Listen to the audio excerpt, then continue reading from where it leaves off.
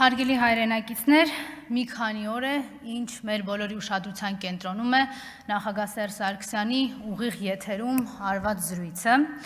7 ժամ խոսվեց հայրենիքի, պետության մասին, մեր հաղթանակների, մաքարոնների, դժվարությունների մասին, սայթակումների մասին, ու ամենակարևորը խոսվեց նաև հնարավորությունների վերականգնման մասին։ Մեր հասարակությունը շատ առողջ քննարկում է, համաձայնվում, վիճում, մտորում այս ամենի շուրջ, եւ սա շատ նորմալ է, հենց այսպես էլ պիտի լիներ։ Բայց այս ամենը ունի նաև իր անառողջ կողմը։ Այ օրինակ Նիկոլա Հպատակ իրավապահների անառողջ ուշադրությունը, մի քանի անգամ օրվա մեջ դատարան կանչելով, քննչական կանչելով, ինչ որ մեկը նույնիսկ գիշերը անհանգստությունից չէր քնել, եւ մեր հասարակությունից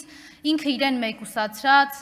ախրանիկներով եւ ֆեյքերով պատասպարվածը չէր կարող այս առիթը չօգտագործել եւ իր անառողջ ամբողջ էությունը ցույց չտար մեր հասարակությանը։ Եվ կապ չունի թե խոսքը ինչ ֆորմատով է հնչում, կարևորը այդ խոսքը արժանանում է իշխանազավթի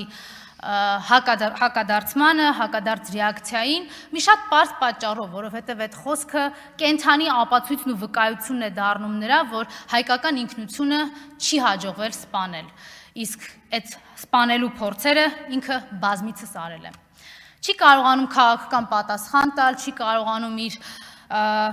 ցայտնոտը զսպել եւ դրա արդյունքում ավելի նյարդային է դառնում, քանի որ նորից հայ հասարակությունը հիշում է իր բերած ողբերգությունների մասին, իր բերած դավաճանության մասին։ Ցայտնոտն ավելանում է, որովհետև չի կարողանում մոռացության տալ, թե ինչպես էր 44 օր մեր ժողովուրդը ու մեր բանակը անձնազոհաբար պայքարում հանուն մեր բոլորի հայրենիքի։ Ավելի է նյարդայնանում, երբ հիշեցնում են մեր հասարակությանը, թե մինչև իշխանազավթումը քանի տասնյակ միլիարդ դոլարի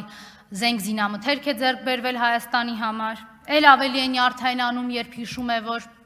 հայ ժողովրդին հիշեցնում են, որ մինչև իշխանազավթումը